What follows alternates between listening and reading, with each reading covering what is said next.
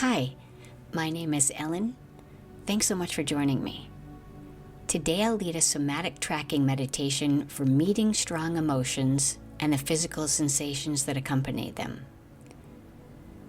Emotions aren't inherently threatening to us, but just as we might interpret safe sensations in our body as dangerous, our brains can interpret emotions as dangerous and create symptoms to protect the body from a threat. In this guided meditation, we'll practice allowing in emotions, just feeling them instead of avoiding them, so that we can correctly interpret them as safe. So let's get started.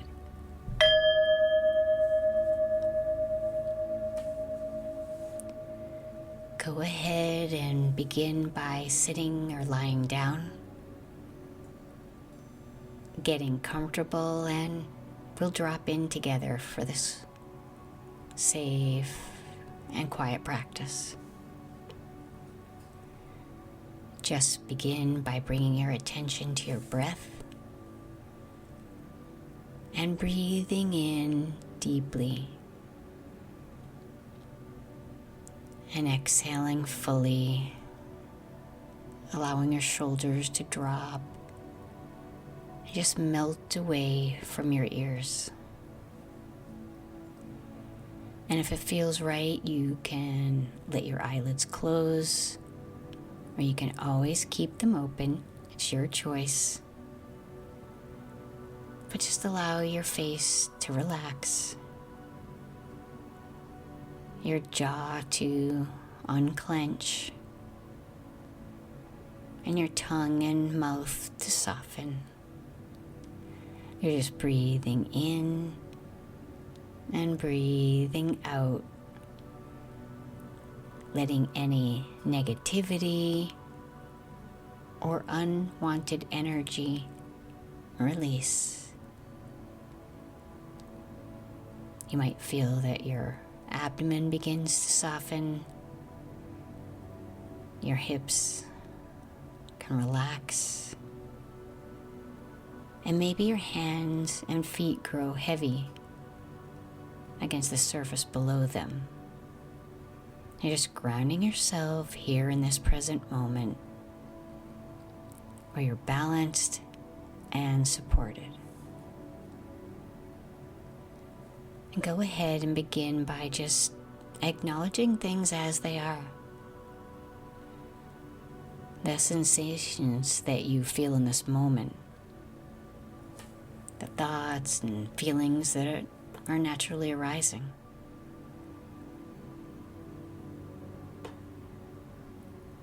And as you ponder these thoughts, just continue to breathe slowly and smoothly in and out, sending messages of safety and calm to your brain.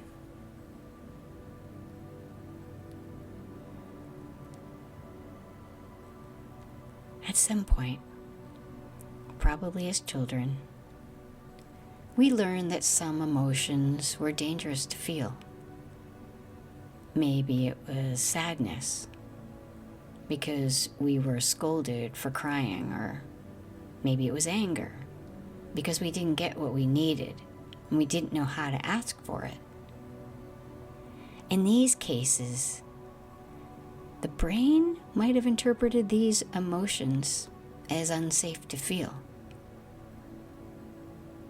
So to rewire our brains, we can correct the misinterpretation and know that emotions are safe to feel, that emotions are temporary. They're just a feeling, and they're usually based on past experiences.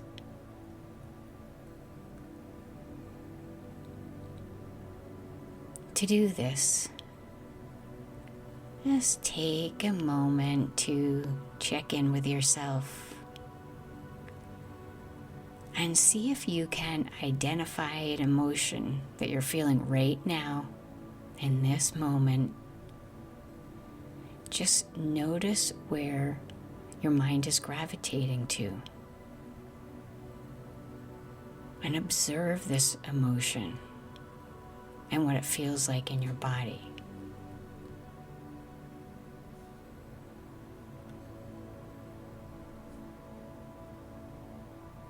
You don't need to really analyze the emotion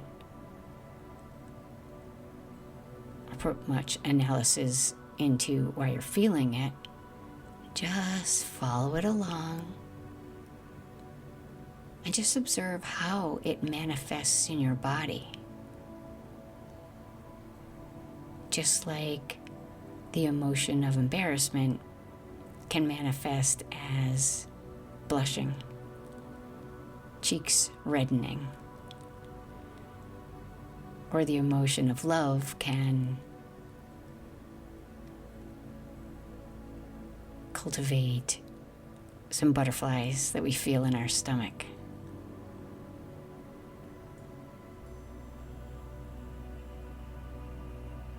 Just notice what's happening.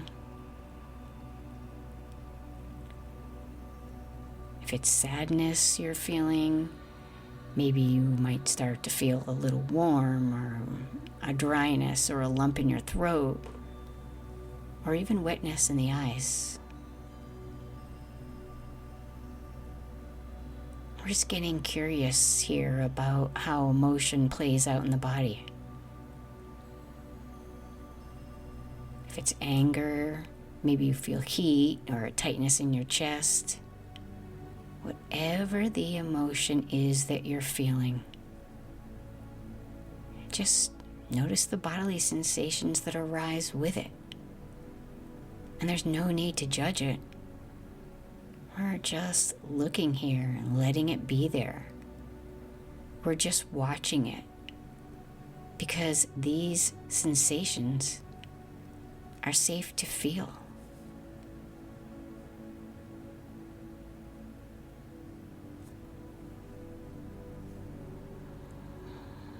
Bringing your breath and attention back to the movement, so you're slowly and calmly breathing in and out,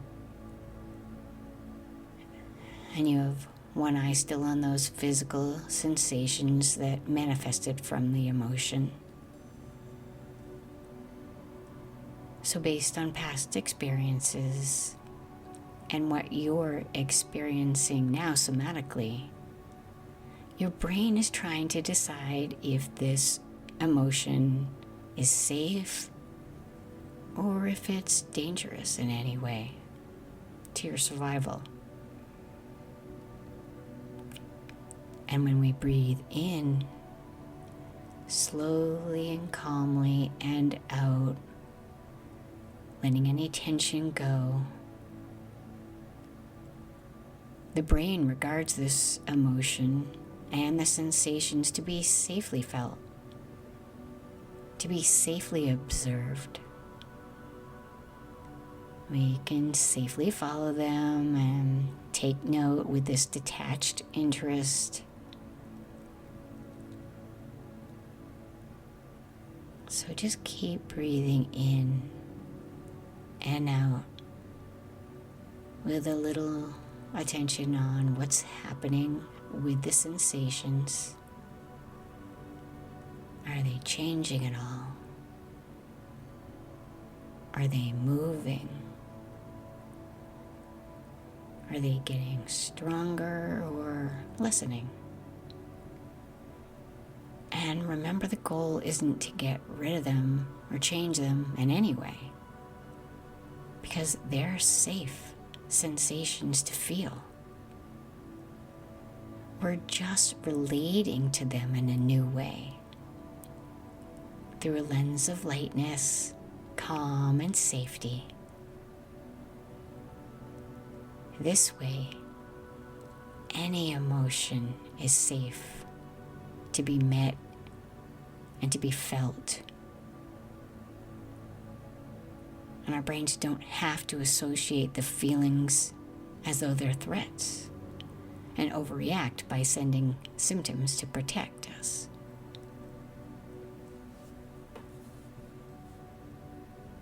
So if the emotion is frustration or overwhelm, just take a moment to feel it.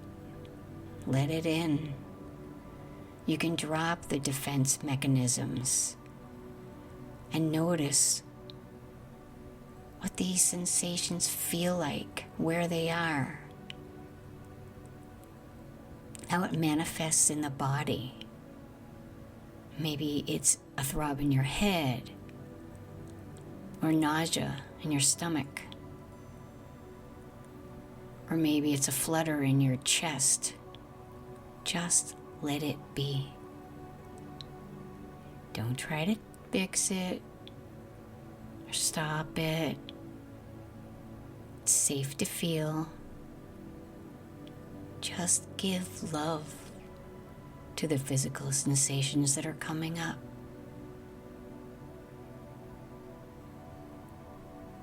It's okay to follow and pay attention to them because they're safe to feel.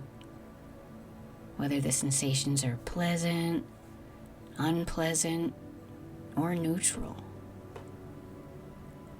Wherever you learn that these sensations are dangerous, you can stay with them and relearn that they're actually safe to feel.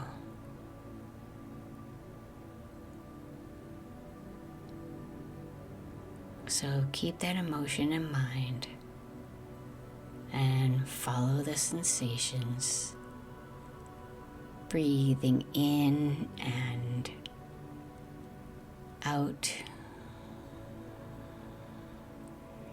Breathing in peace and calm and safety.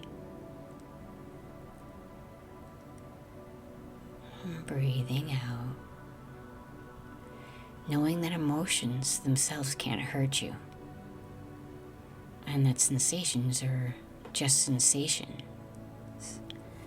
It's only when we associate them with fear or danger that they signal to the brain that there's a threat. And we experience them more intensely.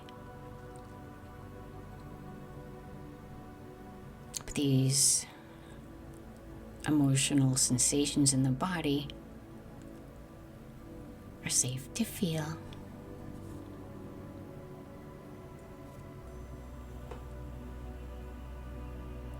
So keep in mind, we all have uniquely sensitive brains.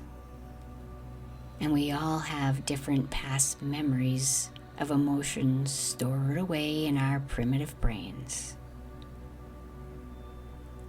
So we might take a moment and imagine that our primitive brain is like a small child. It needs to be taken care of. You know, like when a young child is hungry, we feed it, and when it's tired, we take it to bed. And when it cries, we console it. We don't take care of small children because we have to. We do it because we care. It matters whether or not the small child is okay and safe. So in this same way, we can take care of our primitive brain with self-compassion. Self-compassion for the feelings we're having, for what we're going through, because we care and love ourselves. We don't need to respond with harshness or self-critical thoughts. We can look at the emotions, even if they're strong, like guilt or shame, and just lean into them.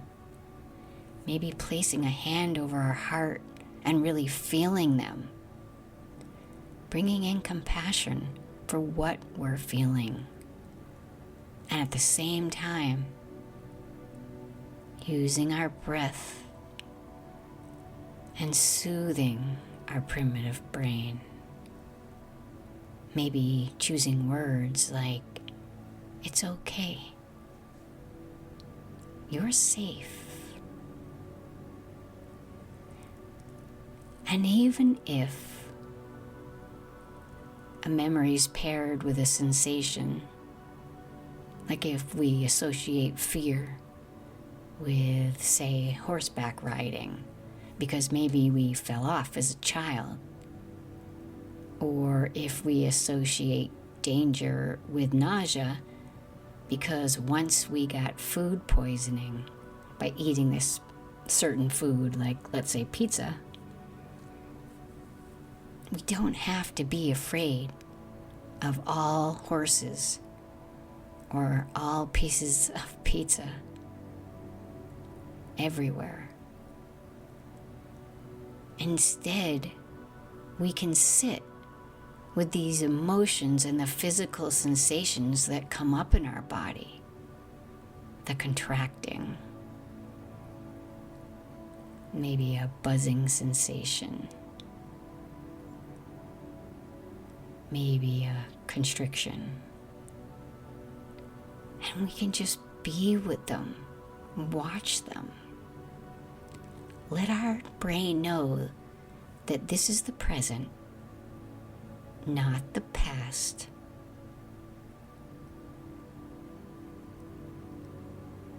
And that we may have misinterpreted these things as dangerous to feel, these particular somatic feelings in the body. But we can take this moment of self-compassion and talk to our primitive brain and reassure it that we're okay, that we're safe.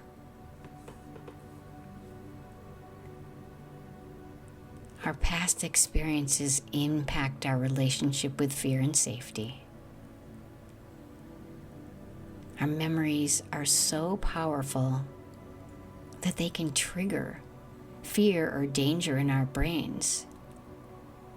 But whatever we've learned to interpret as dangerous, like the pizza or like the horse, we can rewire our brains to view them as safe. We can breathe, stay and rest and digest, not get pulled out to fight or flight.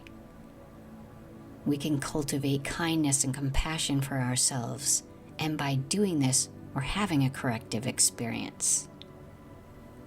And we can do this with any physical sensation. We can acknowledge that what we might have feared is actually objectively safe. Pizza is safe. Horses can be safe. Not all horses will throw you off. Not all pizza will make you sick. So we're reappraising it with this practice of somatic tracking. So let's return to the breath and take a final look at the emotion that we're feeling, along with the sensations that it provoked, and just once again see what's happening, where it is in our body, if it's changed or moved in any way, or maybe it's just stayed exactly the same.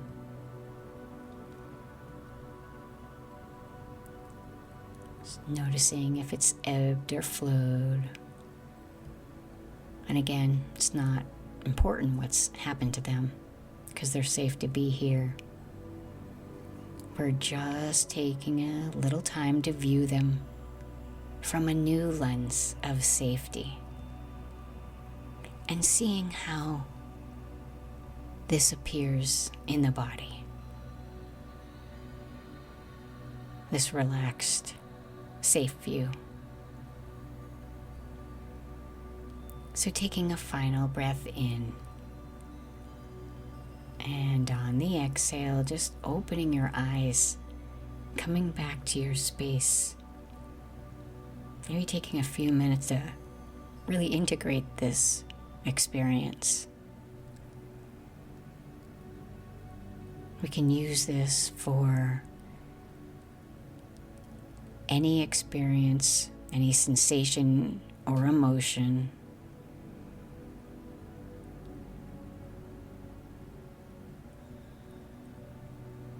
any sensation in the body that hasn't been deemed a structural issue. We can look and maybe see that there's an emotion behind it. And maybe we can see that there are some sensations that we've been avoiding or been afraid of, and looking in this new way can give us a brand new way